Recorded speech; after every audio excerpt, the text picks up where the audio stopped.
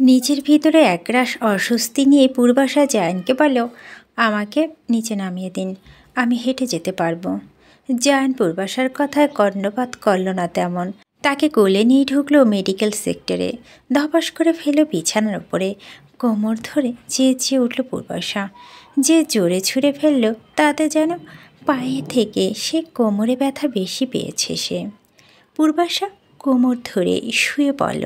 জায়ান কিছুটা জোরালো ডাকলো ডাক্তারকে।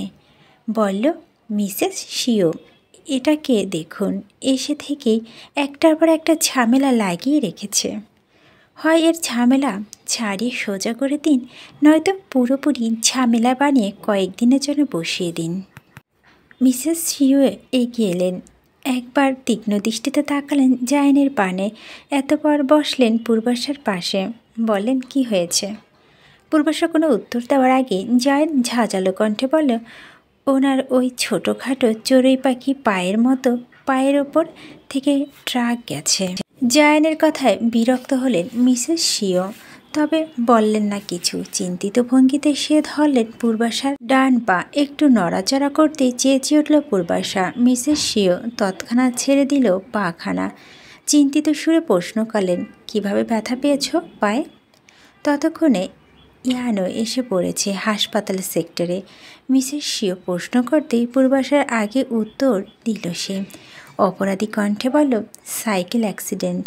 গতকাল রাতে আমি সাইকেল চালাতে গিয়ে ভুলবশত ওনার পায়ের উপর সাইকেল উঠিয়ে দিয়েছিলাম। জায়ানের দৃষ্টি তীক্ষ্ণ হলো। শকুনের মতো দৃষ্টিতে তাকালো সে ইয়ানের পানে। ধারালো কণ্ঠে শুধালো, আপনাকে জিজ্ঞেস করেছে কেউ? একটু অপ্রস্তুত হলো ইয়ান।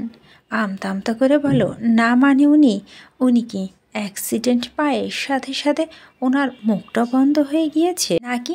ইয়ান উত্তর দিতে চাইল কিছু, কিন্তু পারল না। তার আগে মিসেস শিও পূর্বাশার পাখানা দেখতে দেখতে বলল, পায়ে ভালোই চোট পেয়েছ, যদিও ভাঙেনি, তবে তোমার রেস্টে থাকা উচিত কিছুদিন, নয়তো পরে সমস্যা হতে পারে। মিসেস শিওর কথাটা শেষ হতেই পূর্বাশাকে সাহায্যার্থ এগিয়ে এলো ইয়ান। পূর্বাশার পানে তাকিয়ে শুধালো, তাহলে আমি আপনার ছুটির জন্য আবেদন করে দিই এখনই? দাঁতে দাঁত চাপলো জায়ান। বলল, কেন? অ্যাক্সিডেন্ট, ওনার পা উড়ে গেছে, উনি আবেদন করতে পারবেন না? না, উনি আবার কষ্ট করে লিখবেন, তাই ভাবছিলাম আমি। অশিক্ষিত মনে হয় ওনাকে আপনার, নাকি হাতহীন প্রতিবন্ধী মনে হয়? জায়ানের কথায় কিছুটা দমে গেল ইয়ান। তবে মনে মনে সে চটেছে বেশ। কে এই ছেলে? পোশাক দেখে মনে হচ্ছে একজন প্রশিক্ষকের মতো থাকবি। শিক্ষার্থীদের জন্য এত আলগাপ্রীতি কিসের? মনে মনে জায়ানের গোষ্ঠী উদ্ধার করলেও প্রকাশ্যে ভদ্র ছেলের মতো চুপ রইল সে। বলল না কিছু। তবে চুপ রইল না জায়ান। সে শক্ত দৃষ্টিতে তাকালো পূর্বাশার পানে। বলল, ঝামেলা ছাড়াই চলতে পারেন না আপনি। ঝামেলা বস্তা আপনি একটা। দেশে বসেও ঝামেলা বাঁধাতেন বলে সম্ভবত আপনার বাবা মা বস্তা ভরে আপনাকে চায়নার সাপ্লাই করে দিয়েছে। এতক্ষণ জায়ানের কথা শুনে কেউ কিছু না বলে এবার তাকে ধমকে উঠল মিসেস শিও। বলল, জায়ান। জায়ান শটান হয়ে দাঁড়িয়ে গেল। বলল, ইয়েস মিসেস শিও।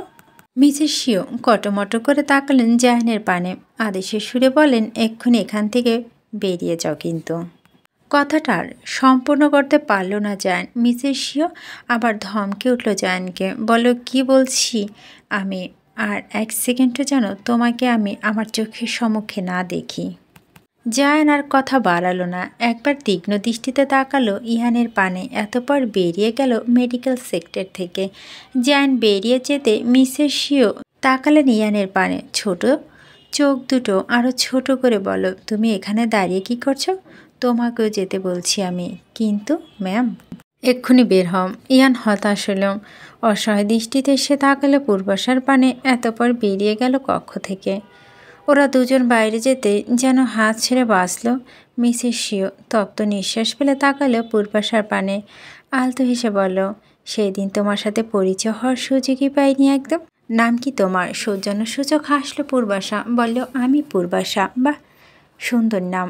আমি শিও। তুমি আমাকে আন্টি বলে ডেকো কেমন? পূর্বাশা খানিকটা অবাক হলো। কলেজে হাসপাতাল সেক্টরে একজন ডাক্তার কিনা তাকে আন্টি বলে ডাকতে বলছে।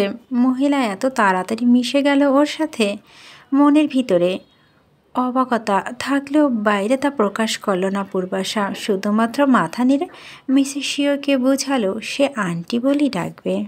সময় গড়ালো কিছুটা। পূর্বাশা খোঁড়াতে খোঁড়াতে এসে দাঁড়ালো মাঠের মধ্যভাগে। এতক্ষণ সে হাসপাতালের সেক্টরে শুয়েছিল, কিন্তু এভাবে আর কতক্ষণ শুয়ে থাকা যায়? বোরিং লাগছিল ভীষণ। তাই হাসপাতাল সেক্টর থেকে এখানে চলে এসেছে সে। প্রশিক্ষণে অংশগ্রহণ না করতে পারুক, এখানে বসে বসে দেখতে তো পারবে। আস্তে ধীরে মাঠের মধ্যভাগে প্রশিক্ষণে চলা স্থানে একটু পাশে ঘাসের উপরে বসল পূর্বাশা। তখনই তার কর্ণে ভেসে এলো কারো কারো কণ্ঠস্বর। পূর্বাশা এদিক ওদিক তাকালো। চোখে পড়ল কালকের মেয়েগুলোকে, যারা ক্যান্টিনে তাকে গায়ের রং উচ্চতা নিয়ে তিরস্কার করেছিল। পূর্বাশা তাকাতে তাদের মধ্যে থেকে একটি মেয়ে হাত নাড়ালো, হেসে বলল হাই ডাকি। সাথে সাথে হেসে উঠল সকলে। তাদের পাশে ছিল সেনজি, সুজা আর জেফি। মেয়েগুলোর কথা তাদের কানেও পৌঁছেছে। গতকাল তারা চুপচাপ শুনল, আজ ফুঁসে উঠল। তিনজনই গিয়ে দাঁড়ালো মেয়েগুলোর সম্মুখে। জেফি ঠোঁট টেনে হেসে বলল হাই মেকআপ কুইন, কত কেজি মেকআপ মেখেছ মুখে। ফুঁসে উঠল যেন মেয়েগুলো। তাদের মধ্যে থেকে একজন রিচা নিজের ডান হাত উঁচিয়ে তার তর্জনী আঙ্গুলটা তুলল জেফির পানে। বলো ইউ। সেনজি একটু এগিয়ে গিয়ে দাঁতে দাঁত চেপে মুচড়ে ধরল রিসার আঙ্গুল। ব্যথা কাকিয়ে উঠল মেয়েটা। পাশে মেয়েগুলো কিছুটা চওড়া হলো সেনজি, সুজা আর জেফির দিকে, তবে করতে পারল না কিছু। তার আগে সেখানে উপস্থিত হলো তাদের প্রধান শিক্ষক। গম্ভীর কণ্ঠে বলল এখানে কি হচ্ছে? প্রধান প্রশিক্ষকের কণ্ঠে পেতে চুপসে গেল সবাই। ঝগড়া রেখে পাশাপাশি দাঁড়িয়ে বলল কিছু না স্যার। প্রধান প্রশিক্ষক বোধহয় বিশ্বাস করল ওদের কথায়। সে আর বলল না কিছুই। প্রশিক্ষণের আদেশ দিয়ে প্রস্থান করলেও ওই স্থান ছেড়ে। রাতের আধার ঘনিয়েছে। দিনের সূর্যকে বিদায় জানিয়ে নীল আকাশটা আধারে ঢেকে গেছে, যদিও রাত এখনো খুব একটা গড়ায়নি। ঘড়ির কাঁটা মাত্র 8টা। পূর্বাশা চুপচাপ বসে রয়েছে তার কক্ষে। সেনজেন, জেফি আর সুজা বাইরে গেছে সেই সন্ধ্যায়, এখনও ফিরেনি। একা একা রুমে বসে বোরিং অনুভব করছে মেয়েটা। সে অবশ্য যেতে চেয়েছিল, কিন্তু তার পায়ে ব্যথার জন্য তাকে নেয়নি কেউ। যদিও পূর্বাশা মেয়েটা একাকিত্বে বেশি অভ্যস্ত, তবে এই কয়েকদিন এই মেয়েগুলো কেমন যেন অভ্যাসে পরিণত হয়েছে তার। এখন আর একা একা ভালো লাগতে চায় না। পূর্বাশা ভাবনার মধ্যে রুমে দরজা খুলে রুমের ভিতর ঢুকলো সেনজি, জেফি আর সুজা।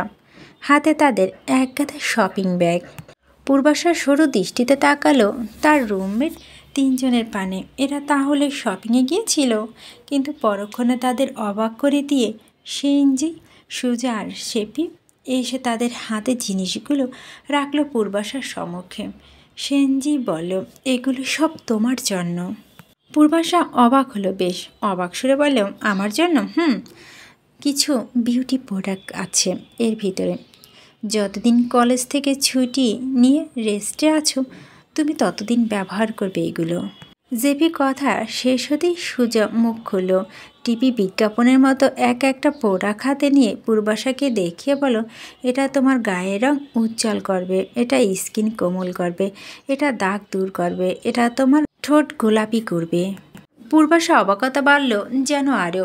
এই মেয়েগুলো সেই সন্ধ্যা থেকে বেরিয়ে তার জন্য বিউটি প্রোডাক্ট এনেছে, তাকে সুন্দর করার জন্য। ছলছল করে উঠল পূর্বাশা। নিজের আপন মানুষদের কাছ থেকে যে মানুষটা সারা জীবনে তিরস্কার ছাড়া কিছু পেল না, সেখানে এই ভীমদেশি পর মানুষগুলো তার জন্য কতটা ভাবছে, তাকে কতটা আলগে রাখার চেষ্টা করছে। পূর্বাশার মনে মনে খুশি হলো, মুখে বলল এসব আর কি দরকার ছিল?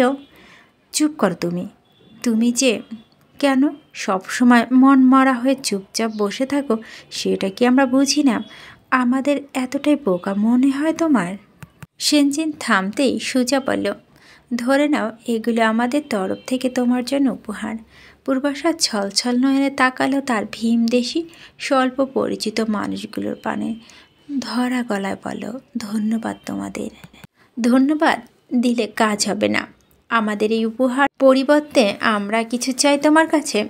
জেফির কথায় পূর্বাশা জিজ্ঞাসু দৃষ্টিতে তাকালো তার পানে। মৃদু কণ্ঠে শুধালো, কি?